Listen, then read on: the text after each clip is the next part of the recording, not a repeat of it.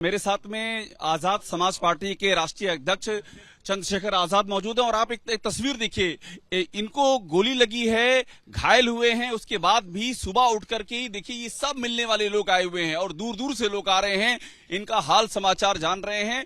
और मैं रास्ते में मैंने देखा कि उधर से भी आने जाने वाले लोगों का तांता लगा हुआ था। चंद्रशेखर आजाद हमारे साथ हैं, उनसे बातचीत करते हैं। चंद्रशेखर भाई, ये सभी के लिए हैरानी का सबब है। अभी मैं रास्ते में आ रहा था तो खतौली के पास भी हम लोग रुके, वहां भी चर्चा हो रही थी कि कोई गोली चंद्रशेखर आजाद पे कैसे चला सकता है। आपको क्या लगता है, अभी तक आप यहीं पर हैं, घर पे ही हैं अपने, क्या अभी तक इनपुट आपके पास आया है, ये हुआ क्या है? देखो, मुझे भरोसा है पुलिस की जांच पे कि पुलिस जो जांच कर रही है, और एक अच्छे अधिकारी हमारे यहाँ हैं पुलिस के, तो वो सही चीजों तक पहुंचेंगे। मैं भी ये जानना चाहता हूं कि वो कौन है जिसे मेरी जान से मुझसे भी ज्यादा प्यार है, जो मेरी जान लेने के लिए जिसने इतना बड़ा प्रयास किया, उसके पीछे कौन लोग हैं। मैं हमेशा कमजोरियों की लड़ाई लड़ता रहता हूं। अगर मेरे न्याय दिलाने से कमजोरों किसी को तकलीफ हो सकती तो वो वही हो सकता है। अब मैं समझता हूं ये लोकतंत्र है, आप वैचारिक विरोध कर सकते हैं, आप तार्किक विरोध कर सकते हैं, लेकिन अगर आप गोली से बात करोगे तो ये तो सही नहीं। आपने एक बड़ी बात कही कि आपको पुलिस की जांच पे भरोसा है। चंद्रशेखर आजाद का ये कहना एक बहुत बड़ा मैसेज देता है, पुलिस की जांच पे भरोसा है। देखिए, मैं अधिकारियों को जानता हूं, मैंने बहुत सारे अधिकारी देखे हैं। उत्तर प्रदेश में बहुत अच्छे अच्छे अधिकारी हैं, और मेरा ये मानना है कि एक अच्छे अधिकारी हमारे यहाँ हैं और उनको वो जांच को सही दिशा में लेके जाएंगे, मुझे भरोसा है। बड़ी बात आपने की। दूसरी बात ये बताइए कि आपको ये आपके जो चाहने वाले हैं, आपके जो मानने वाले हैं, वो समझना चाह रहे हैं कि ये कहाँ आपको गोली टच करते हुए गुजरी, हुआ क्या एग्जैक्टली, थोड़ा आप अगर समझा सकें। अभी भी आप यहाँ ठीक से बैठ नहीं पा रहे, मैं देख रहा हूँ, बड़ी मुश्किल से आप यहाँ ये सहारा लेकर के बैठे हुए हैं। ये हुआ क्या था पूरा, चंद्रशेखर भाई? मैं दिल्ली से वापस आ रहा था घर पे, और मेरे एक साथी अजय, उनकी माता जी की डेथ हुई एक दिन पहले। मेरी तबीयत भी थोड़ी ठीक नहीं थी, मुझे मगर ये था कि किसी के सुख में ना जाओ लेकिन दुख में जाना चाहिए, तो मैं उनके परिवार में दुख में शामिल होने के लिए गया। जैसे वहां से निकला, मुश्किल से 50 मीटर चला होऊंगा, कांच पे के साथ गोली टकराई और कांच ब्लास्ट हुआ, और वो आके मुझे यहाँ सर के पास लगी। मुझे लगा कि किसने पटाखा छुटा है, उसके कुछ कण हो सकते हैं। शुरू में आप समझ नहीं पाए कि ये फायरिंग हुई है, लेकिन जैसे दूसरी गोली मुझे लगी, गेट को चीरती हुई यहाँ आके, यहाँ पर अभी भी मैं देख रहा हूँ ये पट्टी बंधी हुई है। तो ये जब यहाँ लगी तो मुझे एहसास हुआ कि हम घिर गए, गोली चल रही। सेकंड फायरिंग पे आपको ये लगा कि ये फायरिंग हो रही है? 4 फायरिंग उन्होंने हमारी गाड़ी में की। हमारे पीछे के एक साथी सुखविंदर को गोली पैर में लगी है, एक डॉक्टर साहब थे, उनको कांच लगा। और मुझे, जब मैंने मनीष चला रहे थे, मैंने उनसे कहा कि गोली चल रही है, तो वो थोड़ा सा एक घबराए एकदम से। अचानक से ऐसा हमला होना कभी उम्मीद नहीं की थी, सुना था पिक्चरों में, टीवी में देखा था किस तरह के हमले हो जाते हैं। तो फिर उसके बाद मैंने ब्रेक मारने को मनीष से कहा, तो उन्होंने सामने गाड़ी लगा ली। वो एक स्विफ्ट डिजायर थी, उसमें एक लड़का बाहर निकला हुआ था खिड़की से, और वो प्रॉपर प्रिपरेशन थे कि उन्होंने डिग्गी खोल रखी थी, अगर हम जवाबी हमला कर दें तो उनके बचाव में डिग्गी रहे। डिग्गी उन्होंने खोली हुई थी। डिग्गी उन्होंने ओपन कर रखी थी। फिर उसने वहां से फायर की, जो फायर हमारी गाड़ी के नंबर प्लेट पे आके लगी, और हम नीचे झुक गए। तो 2 उन्होंने हवा में भी फायर की, अलग अलग वेपन से।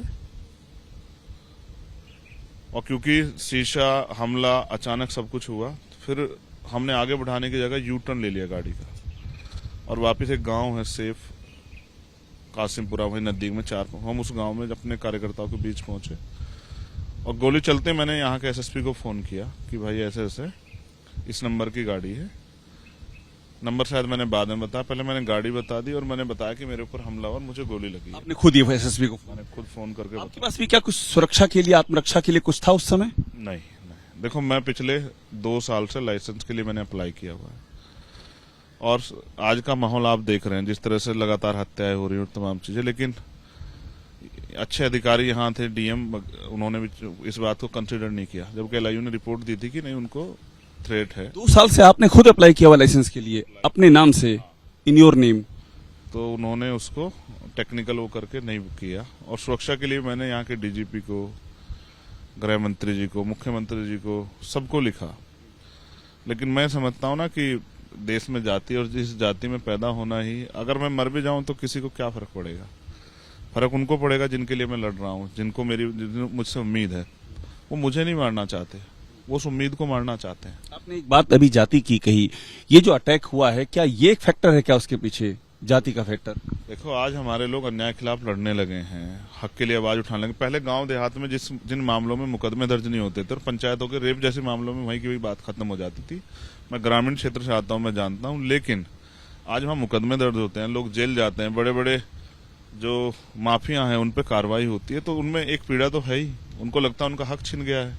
कमजोरों की बेटियों की इज्जत लूटना, उनको चंद्रशेखर भाई क्लियर करना चाहूंगा, आप इस समय लाइव जा रहे हैं, आपको ये लगता है कि ये चंद्रशेखर आजाद पर जो अटैक हुआ है ये जाति फैक्टर के चलते हुआ है? हाँ, जाति का फैक्टर है, एग्जैक्टली क्लियर है। देखो, जो लोग कल तक सर नीचा करके चलते थे, आज मूछे रख के सर उठा के चल रहे हैं। तकलीफ तो लोगों को होगी ही। वो तो आज भी उसी व्यवस्था में जीना चाहते हैं जिसमें बहुत लंबे समय से जीते आ रहे हैं, जहाँ यहाँ के जो किसान हैं, कमेरे हैं, कामगार हैं, दलित शोषित हैं, मजदूर है, मजलूम है, उनको आग उठा के चलने का अधिकार है। तो ऐसा कोई इनपुट मिला है क्या? चूंकि पुलिस जांच कर रही है, 3 लोगों को संदेह के आधार पर उठाया भी है, कुछ ऐसा इनपुट मिला है कि टारगेट करने की वजह जाति का फैक्टर? मैं पहले देखना चाहूंगा कि पुलिस किन लोगों को अरेस्ट कर पाती है। मैंने कहा ना कि मुझे भरोसा है। अगर इस बार मेरा भरोसा टूटता है तो मैं फिर ये मान लूंगा कि पुलिस और सरकार दोनों उनकी मिली भगत से ही हुआ है। क्योंकि आपके पुलिस है, इंटेलिजेंस है, आपके पास कोई इनपुट नहीं है कि कोई इस तरह की गाड़ी बार बार घूम रही है, उस पे इस तरह के हथियार हैं या इस तरह कोई व्यक्ति है जो हमला कर सकता है। क्या इनपुट है पुलिस के पास? क्या इनका इंटेलिजेंस है? ये इंटेलिजेंस फेलियर नहीं है। मेरे जैसे व्यक्ति पे हमला होता है तो आप सोचो, आम गरीब, कमजोर, आम किसान, आम कामगार गांव में कैसे रह रहा होगा? तो ऐसे तो कोई भी किसी को आके मार के चला जाएगा। मेरा ये मानना है, मेरी हत्या के पीछे एकमात्र मकसद मुझे नजर आता है कि जो अन्याय के खिलाफ मैं लड़ता हूँ, उस लड़ाई को लोगों को पसंद नहीं आ रही है। और जो मैं एकता बनाने का प्रयास कर रहा हूँ, हर किसी की लड़ाई को, चाहे हमने पहलवानों की लड़ाई हो, या सम्राट मीर फौज जी का मामला हो, या किसानों कोई मामला भी नोएडा 30 में होके आया, तो जिस तरह से सभी लोगों पे, जैसे मैं एक घटना आपको याद दिलाता हूँ, आपकी जानकारी में नहीं होगा, आज आपके तो मेरे माध्यम से आपके दर्शक सुनेंगे। हमारे एक साथी थे राकेश पासवान, मैं उनके घर गया था, उनको 20 गोली मारी गई। अभी उनकी हत्या की गई इसी वजह से क्योंकि वो अन्याय के खिलाफ लड़ते थे, मेरे अच्छे छोटे भाई थे। हाँ, एक मुझे और समझा दीजिए, वो जरूरी जानना कि अभी भी धमकियों की बात सामने आ रही है, ऐसी फेसबुक पोस्ट आ रही है जिसमें ये कहा जा रहा है कि चंद्रशेखर रावण को हम जान से मारेंगे, इस बार बच गया पर मारेंगे। ये अभी भी सामने आ रहा है, ये क्या लग रहा है? मेरे बड़े भाई बैठे हैं मेरे दाहिनी तरफ। हम संविधान को मानने वाले लोग, तो मैं इन धमकियों से नहीं डरता हूँ।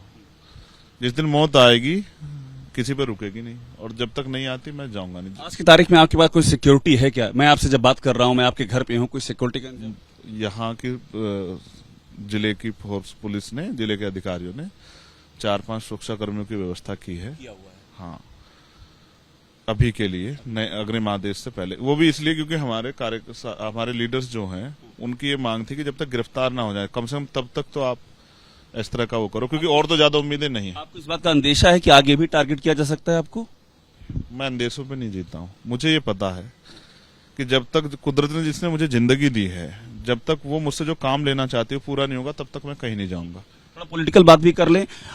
विपक्ष के इतने नेताओं ने आपके लिए आवाज उठाई, अखिलेश यादव ने उठाई, कम्युनिस्ट पार्टियों से उठी, दूसरी और पार्टियों से उठी। ये हर कोई पूछ रहा है कि बहन मायावती जी की ओर से आवाज नहीं उठी। ये एक सवाल, एक यक्ष प्रश्न सा बन गया है। देखो, जो मुझसे प्यार करते हैं, जैसे जयंत भाई ने मुझे फोन करके मेरे हालचाल पूछे, जैसे अखिलेश भैया ने पूछे, राहुल भैया ने पूछे। अखिलेश जी का फोन आया था क्या? हाँ, सभी के फोन आए। राहुल गांधी का? हाँ, सबके फोन आए, सबने पूछा। बड़ी बात आप कह रहे हैं, राहुल गांधी का भी फोन आया, अखिलेश यादव का फोन आया और जयंत चौधरी का भी फोन आया। देखो, वैचारिक मतभेद हो सकते हैं, हमारे अलग अलग पार्टियां हो सकती है, लेकिन आज सब में ये वो है, जैसे किसी के साथ भी अन्याय हो रहा है या गलत हो रहा है तो विपक्ष मिलकर आवाज उठाता है। वो भी जानते हैं कि मैं हक की लड़ाई लड़ रहा हूँ, तो उन्होंने सबने मेरे हालचाल भी जाने और ये मुझे आश्वस्त भी किया, हम लोग साथ हैं। हाँ। बहन मायावती जी का फोन नहीं है आपके पास, कोई ट्वीट भी नहीं आया, ये सवाल उठ रहा है। कुछ लोग बात करके आशीर्वाद देते हैं, कुछ लोग बिना बात करे आशीर्वाद देते हैं। अच्छा, आशीर्वाद दिया उन्होंने, ये मानते हैं आप उनकी चुप्पी में भी आशीर्वाद ही।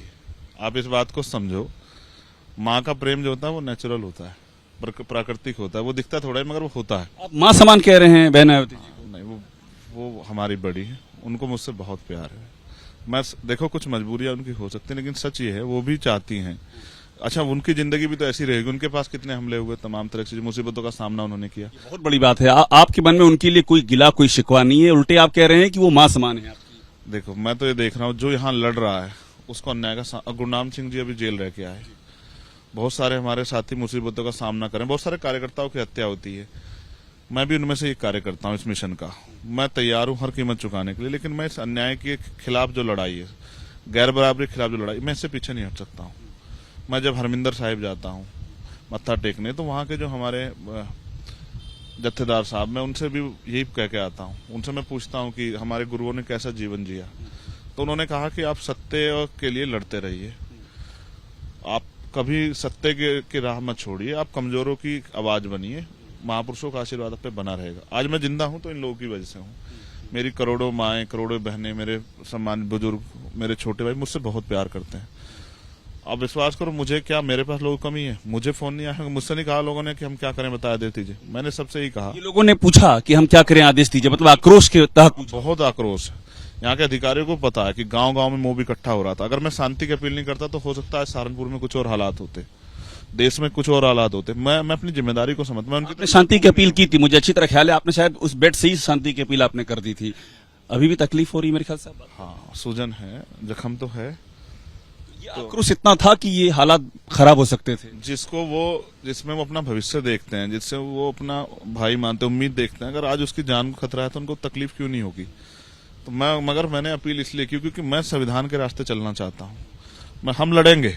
कल मैं भरतपुर जाऊंगा, एम्बुलेंस के जरिए जाऊंगा, मैं डरूंगा नहीं। कल आप फिर भरतपुर जा रहे हैं इस हालत में? हाँ, मैं डरूंगा नहीं। मैंने डरना सीखा ही नहीं है। मेरा नाम आजाद है।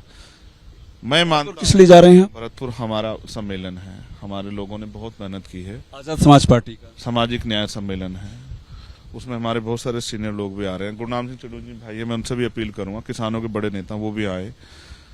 भैया से बात नहीं हुई, जैन जी से, उनको मैं बुलाता, क्योंकि पिछले कई दिनों से बहुत समस्याएं चल रही हैं। एम्बुलेंस से जाएंगे आप? हाँ, जाऊंगा, लेकिन जाऊंगा जरूर। उन लोगों को बताने के जिनको लगता है कि गोली से मैं डर जाऊंगा, कि मैं जब तक जीऊंगा तब तक तो नहीं डरूंगा। और मैं इस लड़ाई को तब तक जारी रखूंगा जब तक बाबा साहब अम्बेडकर, सर छोटू राम, चौधरी चरण सिंह जी और हमारे गुरुओं संतों का, मान्यवर काशीराम साहब का सपना पूरा नहीं होता, तब तक मैं इसे जारी रखूंगा। एक बात मुझे और बताइए कि चढ़ूनी साहब आए, आपने जिक्र किया और हम यहाँ वाकिफ भी हैं। राकेश टिकैत साहब का कोई मैसेज, कोई संदेशा? हाँ, बड़े नेता वो भी आए। भैया से बात नहीं हुई, जैन जी से, उनको मैं बुलाता, क्योंकि पिछले कई दिनों से बहुत समस्याएं चल रही हैं। एम्बुलेंस से जाएंगे आप? हाँ, जाऊंगा, लेकिन जाऊंगा जरूर। उन लोगों को बताने के जिनको लगता है कि गोली से मैं डर जाऊंगा, कि मैं जब तक जीऊंगा तब तक तो नहीं डरूंगा। और मैं इस लड़ाई को तब तक जारी रखूंगा जब तक बाबा साहब अम्बेडकर, सर छोटू राम, चौधरी चरण सिंह जी और हमारे गुरुओं संतों का, मान्यवर काशीराम साहब का सपना पूरा नहीं होता, तब तक मैं इसे जारी रखूंगा। एक बात मुझे और बताइए कि चढ़ूनी साहब आए, आपने जिक्र किया और हम यहाँ वाकिफ भी हैं। राकेश टिकैत साहब का कोई मैसेज, कोई संदेशा? हाँ, भैया आएंगे शायद, और वो बहुत प्रेम करते हैं। उन्होंने अपना संदेश भी दिया। देखो, मैंने कहा नरेश भाई का भी मैंने संदेश सुना।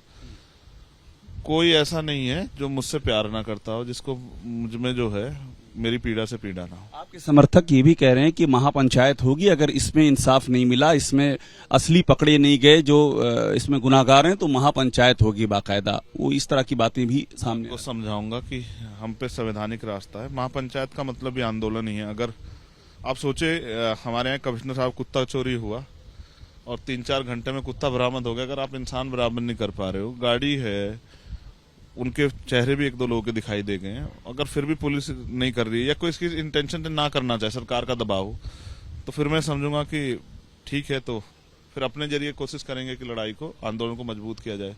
क्योंकि आदित्यनाथ से आपकी इस मामले में आवाज सुनना इतना आसान नहीं है। उसकी आवाज सुनाने के लिए ना हमें बार बार सड़कों पर आना पड़े। ये ऐसी स्थिति है, कानून व्यवस्था ऐसी सरकार है जहां रेप होने पे भी धरना करो तब मुकदमा लिखाया था, हत्या होने पे भी धरना करो तब मुकदमा। चंद्रशेखर भाई, योगी आदित्यनाथ से इस सिलसिले में आपको, क्योंकि आपने जो लिखा है, पोस्ट लिखा सोशल मीडिया पर, और एक बार ये भी दिखाइएगा राजेश की अभी भी जो स्थितियां हैं इनकी, अभी बैठना बहुत ही मुश्किल हो रहा है, चूंकि अटैक हुआ है, बाकायदा फायर किया गया है। चंद्रशेखर, एक बात मुझे और बताइए, योगी आदित्यनाथ को लेकर के आपने जो लिखा, सोशल मैंने पढ़ा, क्या कुछ व्यक्तिगत नाराजगी है योगी आदित्यनाथ से आपकी? वो तो देखो, मैं भी उनके लिए उत्तर प्रदेश का नागरिक हूं ना, और मैं इतने बड़े संगठन को चलाता हूं, अपनी पार्टी का राष्ट्र। क्या एक सिंगल शब्द नहीं था उनके पास बताते कि उनकी कानून व्यवस्था, इसी की तो पीठ थपथपाते हैं ना। एक ये तो बताते कि उनके राज्य में अगर मेरे जैसे व्यक्ति के, जिसके साथ इतने सारे लोग हैं, तो आम आदमी की क्या हैसियत है यहाँ, उसको चाहे गोली मारो या लटका के मार दो। तो ये जो कानून व्यवस्था है, इससे सहमत नहीं हूं। देखो, हमने अतीक अशरफ का सुना, लोग तब कहा कि भाई माफियाओं को मरना चाहिए, तब भी हमने कहा कि कानून, कोर्ट्स हैं, कोर्ट्स उनको 2 बार फांसी पर चढ़े, हमें तकलीफ नहीं है, लेकिन ये गोली की भाषा ठीक नहीं है। संजीव जीवा की हत्या हुई, और मैंने राकेश पासवान का आपसे इसलिए जिक्र किया कि हमारे कार्यकर्ता तो मर रहे हैं, लगातार हमले हो रहे हैं। मेरा मध्य प्रदेश का एक जिलाध्यक्ष मरा, मैंने इसलिए, मुझे एहसास है कि उनको ये लग रहा है कि और ताकत बढ़ रही है, तो जड़ को ही खत्म कर दो। आपने एक बड़ी बात अभी कह दी है, आपने अतीक का जिक्र किया, अशरफ का जिक्र किया, संजीव जीवा का जिक्र किया, और उसके बाद चंद्रशेखर आजाद पर अटैक। ये क्या किसी संकेत है, ये सारी बातें किसी खास तरफ संकेत है, ये जो सिलसिलेवार आपने जिक्र किया? देखो, जिन लोगों से राजनीतिक दुश्मनी है, सरकार उनको भी हटा रही है, और जिन लोगों की वजह से रोज सवाल खड़े हो रहे हैं, सरकार उनको भी हटाना चाहती है। मैं ये पूछना चाहता हूं, मुख्यमंत्री बताएं कि ये उनकी कानून व्यवस्था है जहां सरेआम गोलियां चल रही हैं?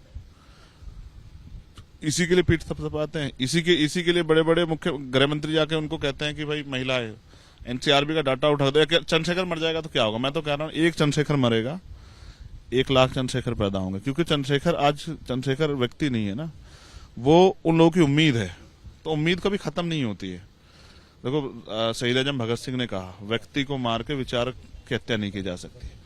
तो मैंने तो इन लोगों को लड़ना सिखाया है, और ये लड़ेंगे, आप देखना, इतनी मजबूती से लड़ेंगे कि हर ताकतवर जो गुलाम समझ बैठा है लोगों को, उनकी ना चूल हिल जाएंगी। एक बात ये समझ में नहीं आई, आपने एक और बड़ी बात कह दी, आपने जिनसे राजनीतिक दुश्मनी है उनको भी सरकार हटाना चाहती है, तो आपसे भी तो राजनीतिक लड़ाई है सरकार की। मैं तो उनके खिलाफ लड़ा, मुख्यमंत्री जी के। ये अपने लिए कह रहे हैं क्या? तो शायद भविष्य में भी ऐसा लगता है कि ना रहे तो लड़ेगा ही नहीं, तो मैं नहीं, मैं मानता हूं कि कुछ अच्छे काम उन्होंने किए, लेकिन जब वो कुछ उनके राज में अच्छा काम नहीं होगा तो उनकी आलोचना भी उनको सहनी पड़ेगी। अब अगर आलोचना और आपका कोई विरोध होगा तो उसका गोलियों से अगर आप स्वागत कराओगे तो ये अच्छा नहीं है। मैं चाहूंगा कि वो कानून व्यवस्था अच्छी हो, और अच्छी होगी तभी लोगों को फायदा होगा। आप गोरखपुर में लड़े थे, गोरखपुर का इलेक्शन आप लड़ा था, बड़ा चर्चित रहा था गोरखपुर का चुनाव, तो आपने उसका भी जिक्र कर दिया इस इंटरव्यू के दौरान। क्या कुछ मतलब इन बातों का मुख्यमंत्री जी का जिक्र किया मैंने? हाँ, जिक्र किया मैंने उनका, आपने गोरखपुर का जिक्र किया, तो मैं वही कह रहा हूँ कि ये जिक्र क्या किसी खास संदर्भ में आप कर रहे हैं, या आपको व्यक्तिगत पीड़ा है इसलिए कह रहे हैं? मुझे पूरी उम्मीद है मुख्यमंत्री जी से कि वो कानून व्यवस्था अच्छी करें, क्योंकि उनको सरकार चलानी है। नहीं करेंगे तो जनता उखाड़ फेंकेगी, जनता ज्यादा दिन इंतजार नहीं करेगी। जनता, अच्छा आज क्या मैसेज गया मेरे ऊपर गोली चलने से? ये तो मैंने कहा ना, ये आशीर्वाद ना होता महापुरुषों का, मेरी माँ बहनों का, हमारे भाइयों का, तो मैं तो मर जाता, लेकिन इससे क्या संदेश जाता?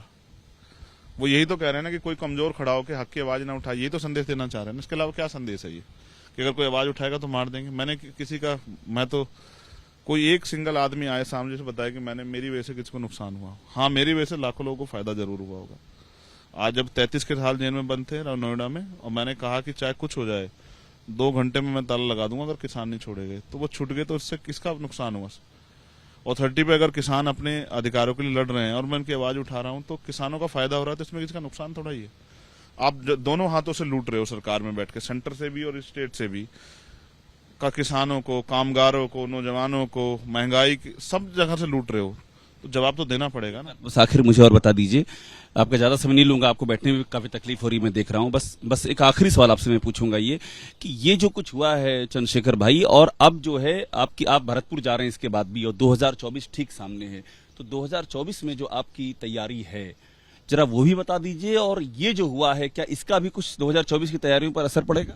नहीं, मैं अभी थोड़ा सा राजनीतिक बात करने की उसमें नहीं, मुझे भी मानसिक आघात पहुंचा है कि अगर ये कानून व्यवस्था और ये लोकतंत्र में इस तरह की भाषा से बात होगी, तो मुझे अपने साथियों की फिक्र है। मुझे उन साथियों की फिक्र है जो देश में लड़ रहे हैं, हमारे और भी साथी लीडर्स हैं जो विपक्ष की भूमिका में लड़ रहे हैं, मुझे उनकी भी चिंता है कि उनके साथ ही हादसा ना हो जाए। इसलिए मैं चाहता हूं कि सरकार को ठोस कदम उठाने चाहिए। और मैं ये भी कहूंगा, मेरी छोड़िए, लेकिन जो हमारे लीडर्स हैं और अन्य अन्य पार्टियों के, जिनको उतना बड़ा प्रोटोकॉल नहीं मिला और वो अच्छे लीडर्स हैं, उनके साथ बहुत लोग जुड़े हुए हैं, उनको सरकार को सुरक्षा देनी चाहिए। सुरक्षा की मांग आप भी करते हैं अपने? नहीं, मुझे सुरक्षा की जरूरत नहीं, मेरी सुरक्षा करने के लिए लोग बहुत हैं। आपको सुरक्षा नहीं चाहिए इसके बाद भी? मैंने कहा ना, मैंने तो अपनी बात लिख के दी थी, तो उनको लगा जरूरत नहीं है। अब भी मैं जब तक संभाल के रखा मेरे संतों गुरुओं के आशीर्वाद से, तो मैं अब भी संभाल लूंगा। मैं फिर कह रहा हूं, जिस दिन जांच आएगी ना, मैं तो कहता हूं ना, अगर किसी को कोई और भी कोई संदेह हो, जैसे दबी आवाज में कुछ लोग कह रहे हैं, तो इसकी इतनी ठोस जांच कराओ कि पता लग जाए आपको कौन लोग हैं। मैं तैयार बैठा हूं, क्योंकि मुझे पता है कि सत्य परेशान हो सकता है लेकिन पराजित नहीं हो सकता है।